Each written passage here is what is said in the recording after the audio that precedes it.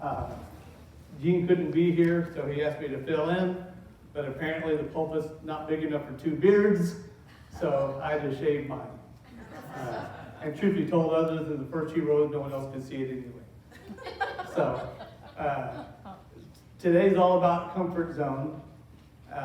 And to start off, we have a short 1-minute video that I can almost guarantee you've never seen played at another church, and probably won't be again. So, Carla?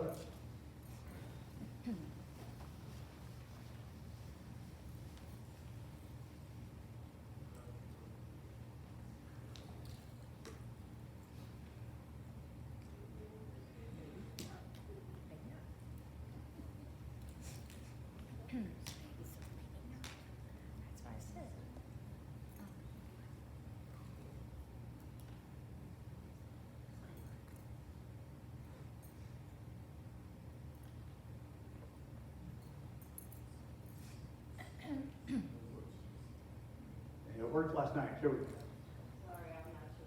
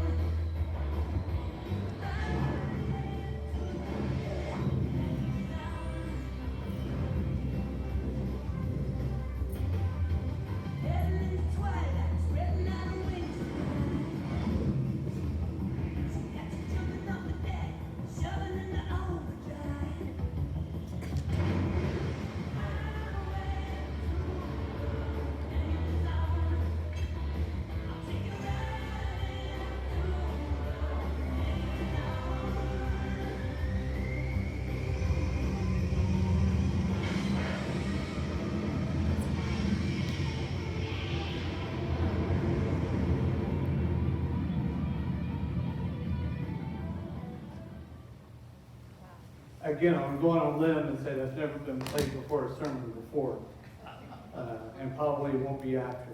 But that's okay though, because it ties exactly in to we have to get out of our comfort zone. Okay, we're commanded to get out of our comfort zone into the danger zone. And no, this message wasn't sponsored by the Navy or the Marine Corps. Although the air show is coming up on March 9th, just so you know. I wasn't even sure if we were going to have one this year until I saw it on the board. So here in a couple of weeks, we're going to have our own air show once again here in Newman. So again, encourage you to go out. I'm not a paid spokesperson. But it's all about serving God. And that's why the podium has moved over. Too often, speakers, myself included, we use the podium as a place to hide behind it. Because we feel safe, we feel protected. So we can sort of tuck ourselves in, and we stand behind it, and we depend on our written notes or script, and we're afraid to venture off away from that podium. So that's why I moved it. I wanted to move this, except this is really heavy. So it stays. And even further to illustrate getting out of my comfort zone, because those of you that know me, and only a few of you know me very well, is by nature I'm an introvert. Which really surprises people when I say that, because I was in law enforcement for 24 years, and I was in the military for 20, and I've done a lot of public speaking, and I've preached here, and I've preached in Raleigh. I've taught Bible study, and I've done all sorts of things that require me to be up front. And it's not because for my ego, it's not where I'm really most comfortable at. I'm much more comfortable in my pew in the back, facing this direction.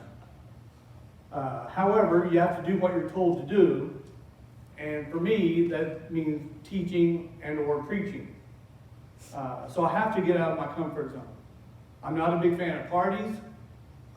The potlucks, I don't mind because the food is great.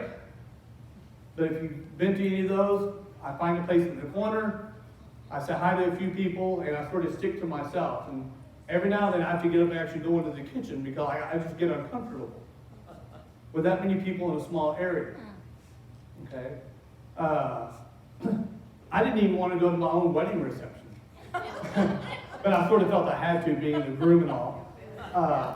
And I was ready to leave as soon as we cut the cake. I'm like, can I leave now?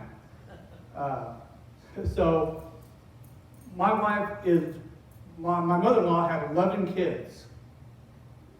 Her father, who was married 4 times over the course of his life, fathered 23. So when we have a family get-together, which it seems like every other week, just the immediate family, there's my wife and 10 of her brothers and sisters, if we're down south where my mother-in-law lives. The ones that live up along the border, cut that in half. So there's probably at least 20 or 30 people at any given party that I have to go to. And so I know their names of about maybe 7 or 8 of them. The ones I see all the time, I know their names. But other than that, they get a head nod. I'm horrible at names because two different careers with wearing name tapes. I'm horrible on names. So if you don't have a name tape and I don't know your name, it's not really my fault. You know, if you've been here 20 years, I might know your name. So it's not because of lack of wanting to know, I just don't remember. And again, I'm not a fan of parties. I go to the functions because I'm expected to. In fact, I have to go to one today. I found out about this morning. I'm like, oh, do I have to? But fortunately, it's local, and there's probably only going to be a few people there, and I'll be okay for an hour or so. After that, I start looking for an exit. I'm just not comfortable. And to further illustrate the point, I didn't even bring a Pepsi with me this morning. They call it water. I've heard about it. Don't drink a lot of it. I much prefer a bottle of Pepsi or a cup of Pepsi up here. Gene goes through about a half gallon a sermon. I might go through this one today. But again, it's important that we get out of our comfort zone. We get into that danger zone. Okay? So we're called to serve. To serve Christ, you have to get out of your comfort zone. Okay? And you're going to hear me say this again a little bit later on, that we're called and we're ordered to make disciples of all nations. That's one of the last instructions we were given while he was here. Go and make disciples of all nations. And you can't do that from your living room. Social media is great, but you're not going to reach people and not going to introduce them to Christ through the internet. You're going to do that one-on-one. And again, you're going to hear this repeated because it's important. But don't take my word that I'm telling you that God says get out of your comfort zone. Get into that danger zone. Get into the areas that you're not real comfortable at. So we're going to take a look at a few people from the Old Testament and at least one from the New Testament that had to get out of their comfort zone. They were ordered to get out of their comfort zone. So it's just not you that's being instructed to get out of your comfort zone. It goes all the way back to Noah. It goes all the way back to Noah. Next slide, please. I've already put her to sleep. Genesis chapter 6, verse 13. And God said to Noah, make yourself an ark of gopher wood. Well, that's fine if Noah would have been a shipbuilder on the ocean, but he wasn't. He was in the middle of the desert. Yeah. Whether it was green or not, not sure. That's actually that picture, if you can see it a little bit. I purposely faded it in the background. That's the ark that was built in Kentucky. The full-size replica.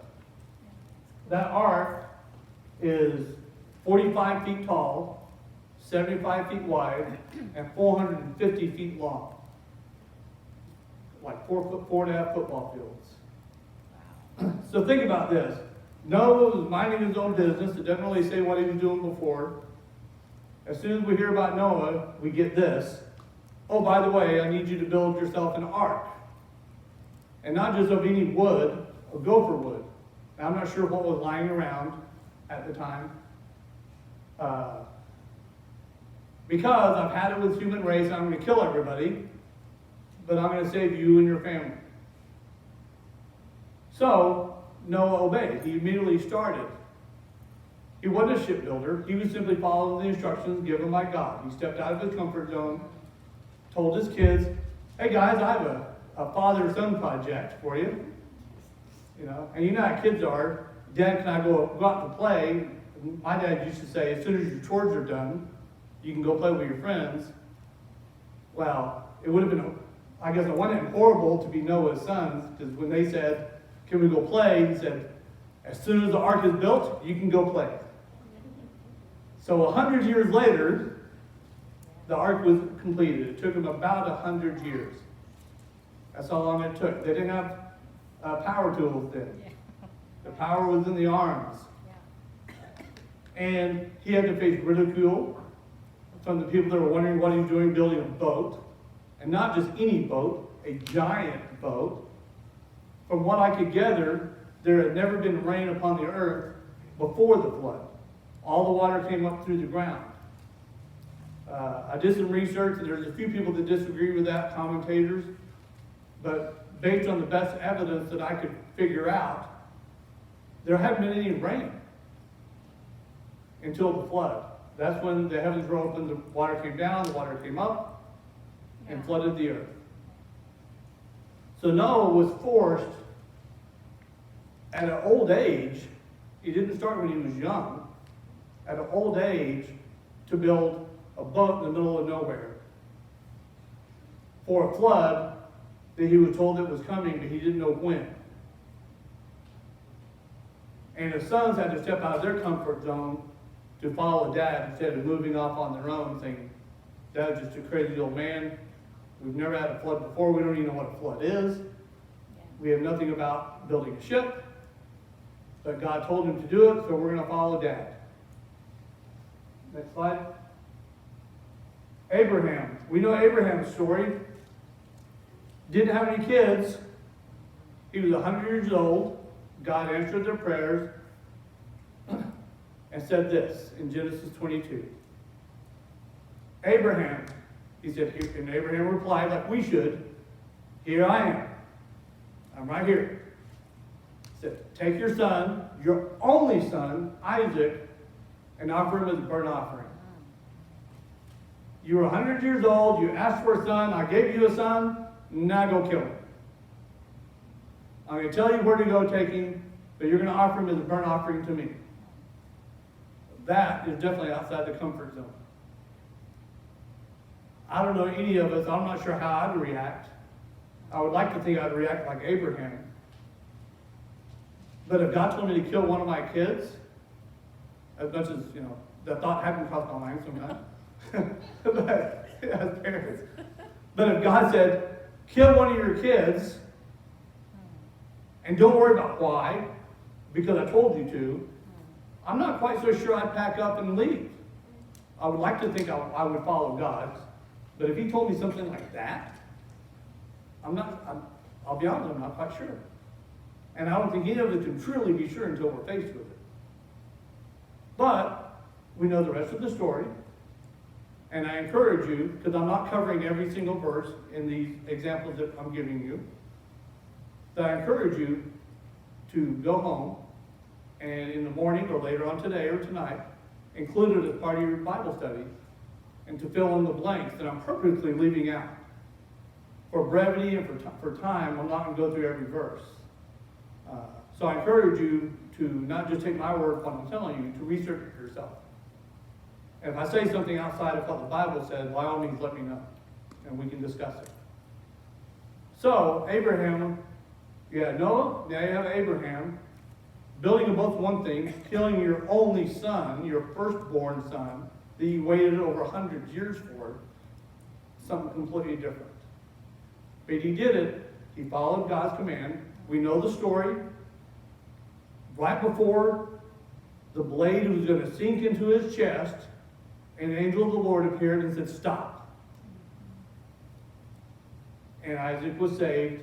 Abraham was blessed Because before he was Abram, God changed his name to Abraham. And then it went on from there. He was blessed for all eternity. Next slide. Moses. Moses is one of my favorites because I relate a lot to Moses from the fact that he's very obstinate. He's very stubborn. And this is where you definitely need it. I left out some verses again because some of these verses, God's responses are very lengthy. But God called to him from the burning bush, if you remember the story. He was 80 years old at the time. Remember, he grew up in Egypt. He was a baby. Pharaoh said, kill all the kids, kill all the babies. His mother hid him away, stuck him in a wicker basket, put him on the Nile. Moses' sister followed along to see what was going to happen to him. He was taken in by Pharaoh's daughter, and she essentially adopted him, and he became part of the royal household. He was raised as Pharaoh's son for 40 years. He grew up, he was educated. He would have been as Pharaoh's son. He would have been preparing to take over as Pharaoh at some point in the hierarchy. So he was educated. He was very wise. And then, again, we know the story. He ends up killing one of the Egyptians. He covers it up. He thinks he's good. He starts to intervene in an argument between, or a fight between two Hebrews. And they bring up the fact, well, hey, you killed that other guy. And so he knew he didn't cover it up that well. So then he fled, became a shepherd for 40 years, another 40 years. He was quite content being a shepherd. And then he was called up to the mountain. God spoke to him from the burning bush and said, okay, Moses, here's the deal. I've heard all the cries. My people have been in bondage. I'm going to deliver them. And Moses like, cool. Glad to hear it. He goes, oh, by the way, I'm going to send you. He said, whoa, hold on here. Who am I? And then Moses becomes like the rest of us, at least like me. Like, free the Jews? Cool, I'm good with that. Well, you're going to send me? Hey, let's talk about this. No. I'm not the right person for the job. Yeah. Who am I? And so then the following verses goes into, God telling him why he's the guy. Okay? He makes the rod that Moses has into a snake. He has Moses put his hand inside his tunic. It comes out, it's like leprosy, it's white as snow is the way the Bible describes it. He puts it back in, comes out, it's healed. So God is demonstrating that he is God. He is I am. He is who he says he is. Of course, he's speaking from a burning bush. That's just in the first clue. So he proved it, and Moses still wants to argue as we move into chapter 4. Sorry, it's in red. I don't know how easily you can see it. Chapter 4, verse 1. But suppose they will not believe me or listen to my voice. Like, okay, but who am I? Fine, but what do I do if they don't listen to me? And, God still sort of listens to his complaint. Next slide. Moses continues in verse 10, after God has his say, I am not eloquent, I am slow of speech and slow of tongue. Verse 11. So the Lord finally has had enough of this nonsense. He's far more patient with Moses than I probably would have been. He's also more patient with me than I would be with myself. He showed grace toward Moses as we're given and we're saved by grace. So the Lord said to him, who has made man's mouth? Or who makes the mute, the deaf, the seeing, or the blind? Have not I, the Lord? Now, therefore, go. He's had enough. He's not going to debate this. It's not a debate. When God talks to you, we tend to think it's a debate. It's not. It's a command. When our kids are little, all of us that have parents, our kids, no matter how young they are or how old, they think when we say clean your room, they think it's in a debate that if they make a strong enough argument that they won't have to clean their room. And it's not a debate. We're telling them, go clean your room. Now, why? Because I said it. So God has enough of Moses. He's like, now therefore go. And I just get the feeling that he raised his voice like thunder. He's had enough of this. But he has a plan. He's going to fulfill it, regardless of what Moses wants. Does Moses automatically pack up his stuff and go? Unfortunately not. Next slide. Again, he comes right back. Oh, Lord, please send by the hand of whoever else you may send. Please send someone else. God just told him, stop talking, pack your stuff, and go. And he still tries to get out of it. Oh, send someone else, please, come on. So God relents and says, fine. Your brother Aaron speaks well. You're going to tell him, I'm going to tell you what to say. You're going to tell Aaron. And so you can only imagine this conversation that Moses had with Aaron. It's not recorded in the Bible, so this isn't scripturally based. This is just, I thought a lot about this. Now, I have an older brother that's 3 years older, and I remember all the messes he used to get me into as we were young. And so I can imagine poor Aaron, hey Moses, what's going on? Aaron, guess what? I just spoke to God. He was speaking from a burning bush. Oh, he's going to free the Jews. Yeah, by the way, you have to come with me. He's like, hold on. He talked to you, Moses. He didn't talk to me.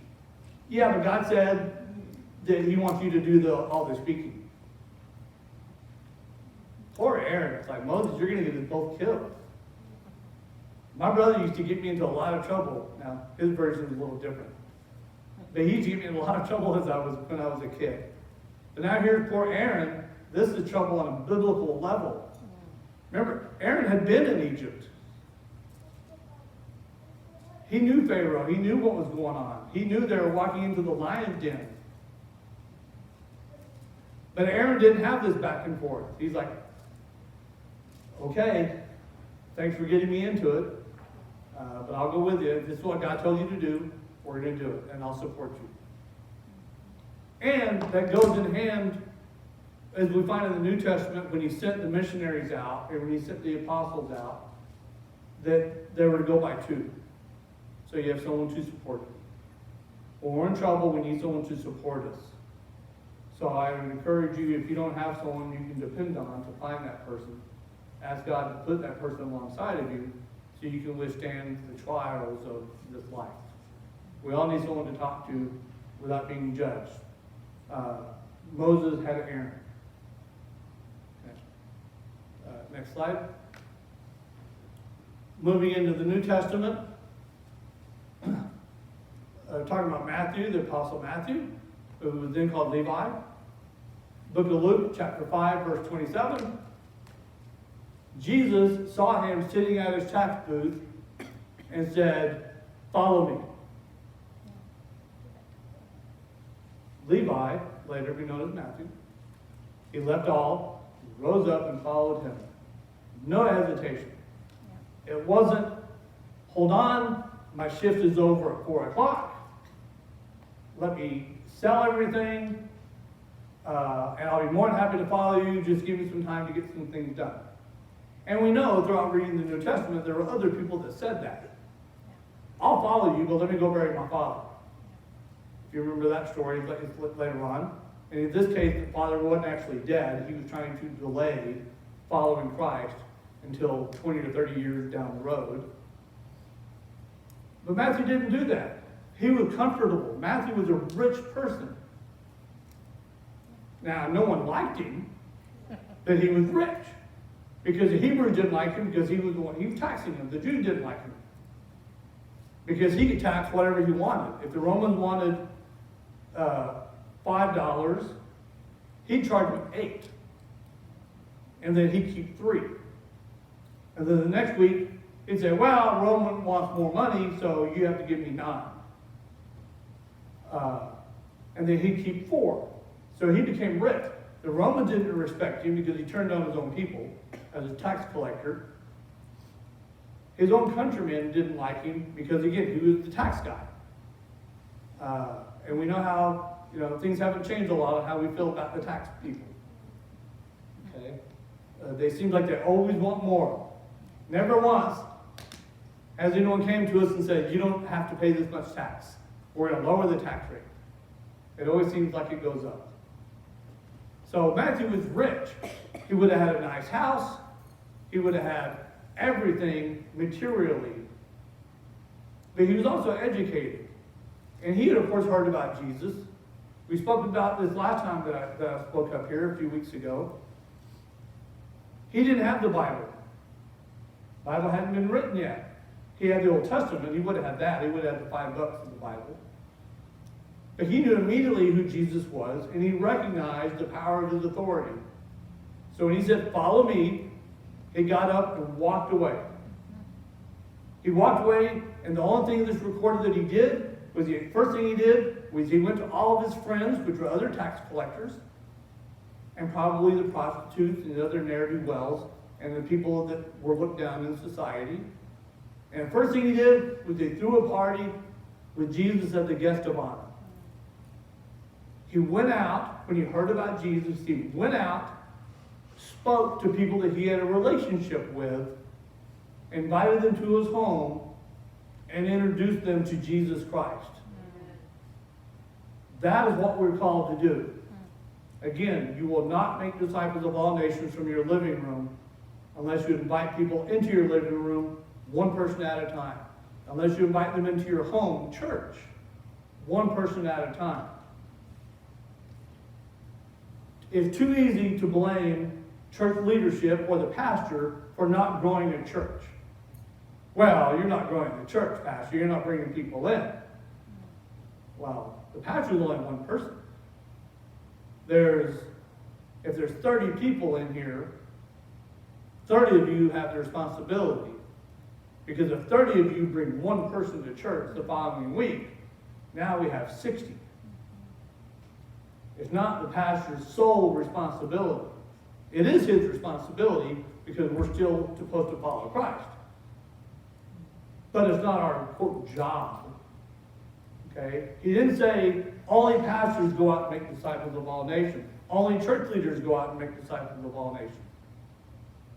He said, you go out and make disciples of all nations.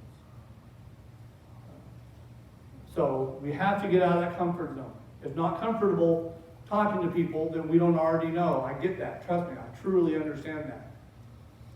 But when you go out to the store, most of us, we go to the same store, whether it be Fry's or Albertsons or Walmart. We go to the meat counter, we buy our meat from one of the meat markets in town, or from, again, Fry's doesn't have, they have a meat market, a meat counter, but it's not like Albertsons. So you read their name tapes. They all wear name tags, and you'll find that if you start calling them by their name, their whole attitude towards you will change. You no longer become a customer. You're, oh, that's Susan. She comes every Thursday or every couple of weeks, and this is what she buys. She buys 5 pounds of chicken breast or what have you. They will forget they're wearing a name tag. So when you address them by their name, a lot of times you'll catch them off guard. Again, I wore name tapes for decades. And you forget you're wearing it because it's just your uniform. You go to work, you grab it, you throw it on. And so address your store clerks. Okay? When you're in a restaurant and you see your waiter or your waitress, wait person, whatever the title is now, the person that takes your order. Hi Susan, how are you? Oh, yes, please. Thank you, Susan. Use their name. They will remember it.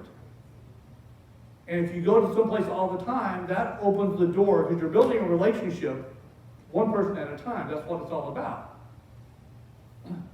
You are no longer a customer. You are someone that they know because you call them by name.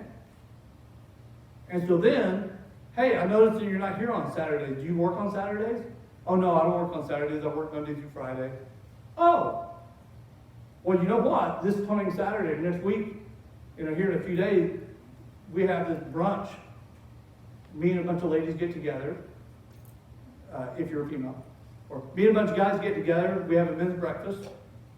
We have a lot of fun, it's really good food. Sometimes we make the food, sometimes we have breakfast brought in from stands or from one of the other places. If you're not doing anything, why don't you swing by? If you need direction, we're right across, from wherever. Yuma's a small town, they probably know where we're at. But a lot of times they just haven't been invited.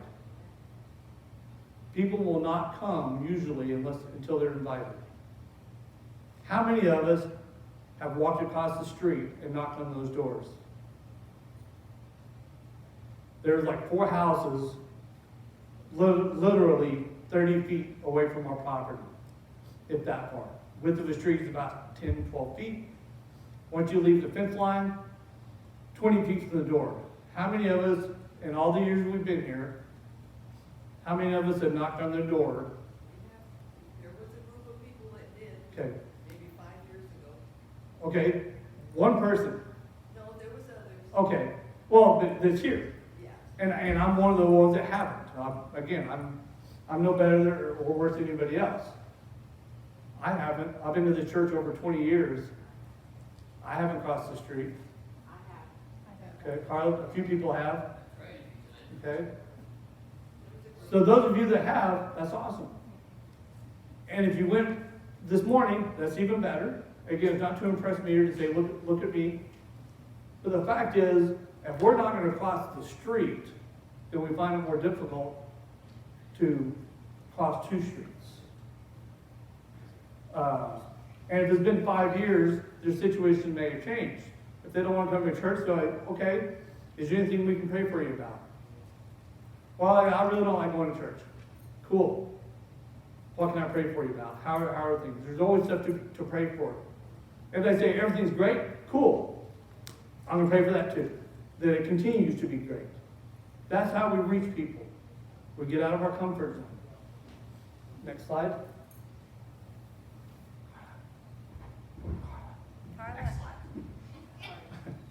We reach people one at a time. Kyle Idleman, who's one of my favorite authors, he's the pastor of a big church back in Kentucky, coincidentally before the Arctic. He's now the main pastor, teaching pastor, wrote lots of books. I've read, I think, all of them. He says this in his book titled One at a Time. We need to be present with people so we can get them into the presence of Jesus. Next slide. Because in the presence of Jesus there is power. In the presence of Jesus there is hope. In the presence of Jesus there is healing. In the presence of Jesus, the impossible becomes possible. Okay? We have to invite people to Jesus. The results are not up to us. Our job is to make the introduction, and we do that one person at a time. You don't conquer a nation all at once. In war, you conquer a nation one person at a time. You win people one person at a time. Same concept. I can't go into the store, like I said last time, and get on the PA and say, I'd like to make an announcement. We have a wild breakfast this coming Saturday. We encourage you to attend. I mean, you could do that once until you get some uninvited guests. But you can talk to the girl that's stocking the shelves that goes and gets the milk that they're out of from behind. You can call her by name or call him by name and invite them to the next church event. If nothing else, you start building that relationship. Say, hey, how are things going? I know you're working really hard. How are things going? You may get the, I'm fine. Again, you can follow that up saying, that's awesome. I'm going to pray that that continues. If there's anything you need prayers about, please let me know. Take care, and then the next time you see them, you make that contact again. You never know how many times it's going to take before they come to Jesus if they're not already a follower of Jesus Christ. If they're a follower of Jesus, you'll probably know pretty quick. If they're not, don't give up. Because there was a Bible study that we went through many, many years ago that said the average person has to be invited, I think, 5 times before they accept Jesus. And we never know if we're number 1 or number 5. But first, we have to build that relationship. And you do that one person at a time.